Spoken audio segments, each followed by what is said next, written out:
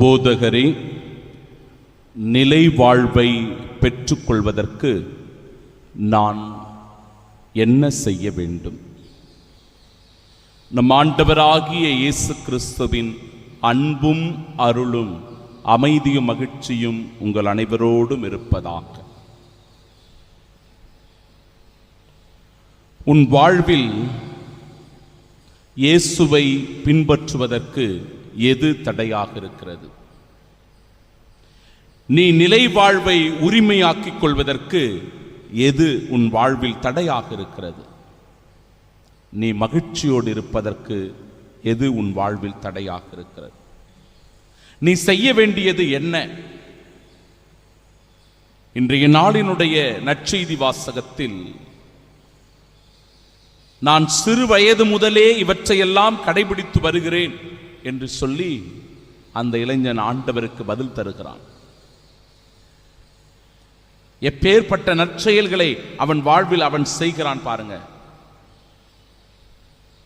நீ நிறைவாழ்வு அடைய விரும்பினால் கட்டளைகளை கடைபிடி என்று ஆண்டவர் சொல்ல, கொலை செய்யாதே, விபச்சாரம் செய்யாதே, களவு செய்யாதே, பொய் சான்று சொல்லாதே, தாய் தந்தையை மதித்து நட, இந்த கட்டளைகளை எல்லாம் என் சிறு பொழுது முதலே நான் கடைபிடித்து வருகிறேன் என்று சொல்லும்போது அவன் ஒரு நல்ல மனிதனாக நிச்சயமாக இருந்திருக்க வேண்டும்.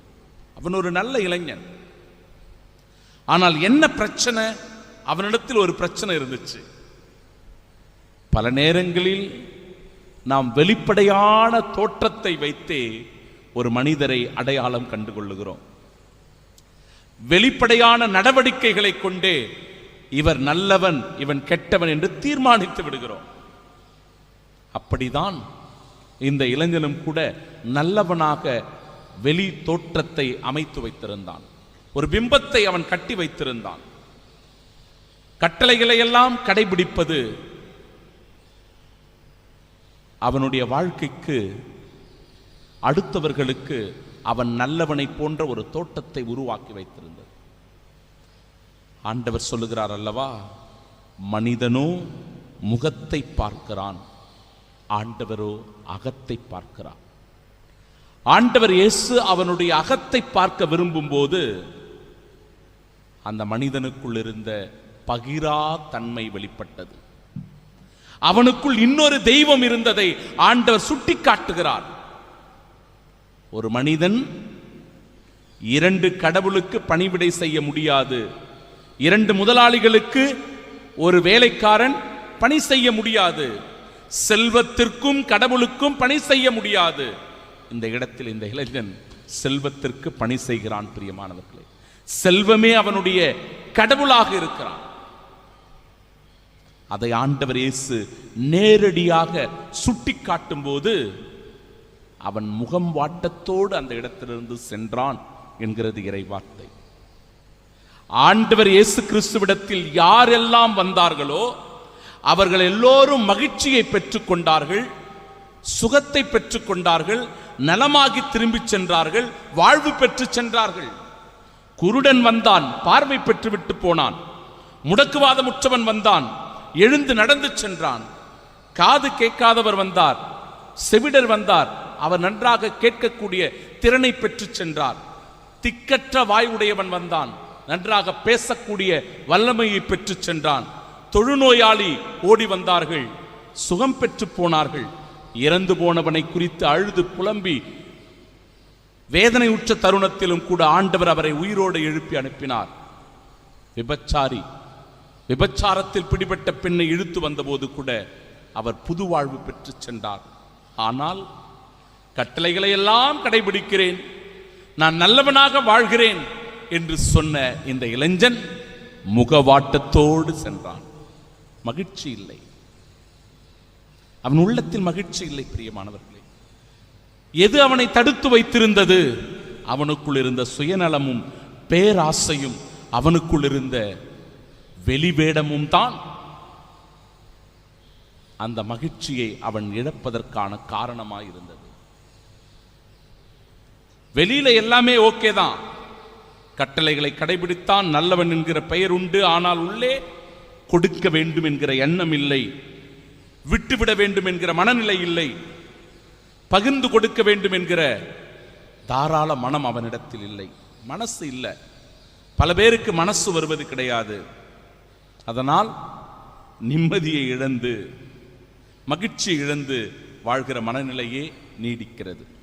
ஒரு ஆசிரியர் ஒரு பள்ளி மாணவர்களிடத்தில் பகிர்வை பற்றிய ஒரு பாடத்தை எடுத்து சொல்லி, கருத்தை எடுத்து சொல்லி, பகிர்வு நம் ஒவ்வொருவருக்கும் அவசியமான ஒன்று, நம்மிடத்தில் இருப்பதை பிறரோடு நாம் பகிர்ந்து கொள்ள வேண்டும், அப்பொழுது நம் உள்ளம் மகிழ்ச்சி அடையும் என்று சொல்லி தன்னுடைய மாணவ மாணவியர்களுக்கு அவர் எடுத்து சொல்லுகிறார். தான் சொன்ன அந்த கருத்தை அந்த மாணவ மாணவியர்கள் எப்படி சரியாக புரிந்து கொண்டார்கள் என்பதை சோதித்தறிவதற்காக கேள்வியை கேட்கிறார். உன்னிடத்தில் 2 கார்கள் இருந்தால் அதை நீ இன்னொருவருக்கு கொடுப்பாயா? அந்த இளைஞன் சொன்னான், ஆம், கொடுத்து விடுவேன். இன்னொருவரிடத்தில் கேட்கிறார், உன்னிடத்தில் 2000 ரூபாய் இருந்தால் இன்னொருவருக்கு 1000 ரூபாய் நீ பகிர்ந்து கொடுப்பாயா? ஆம், பகிர்ந்து கொடுப்பேன்.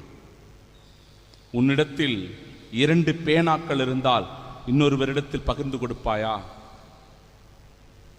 அவன் சொன்னான், இல்லை இல்லை, கொடுக்க மாட்டேன். ஏன்? என்கிட்ட இருக்கிறது 2 பேனா தான். இல்லாத ஒன்றுக்கு சரி சரி என்று தலையாட்டுவோம், செய்வது போல பாவனைகள் செய்வோம். ஆனால் இருப்பதை கொடுப்பதற்கு மனசு வராது. இருப்பதை கொடுப்பதற்கு மனசு வராது. பிரியமானவர்களே, ஒரு மனிதனுக்கு பல்வேறு தேவைகள் இருக்கிறது, பல தேவைகள் உண்டு. சில பேருக்கு அடிப்படை தேவைகள் நிறைவேற வேண்டும் என்கிற எண்ணம், இன்னும் சில பேருக்கு பாதுகாப்பு தேவைகள் இருக்கிறது, இன்னும் பலருக்கு உளவியல் தேவைகள் இருக்கிறது, சமூக தேவைகள் இருக்கிறது, ஆன்மீக தேவைகள் இருக்கிறது. இது எல்லாமே நமக்கு அவசியம்தான். எல்லாத்தையும் நம்ம வாழ்க்கையில சரிசமமாக வைத்துக் கொள்வதற்கு முயற்சி செய்யணும். அடிப்படை தேவை, உண்ண உணவு, உடுக்க உடை, இருக்க இருப்பிடம் தேவை. பாதுகாப்பு தேவைகள் அவசியம்.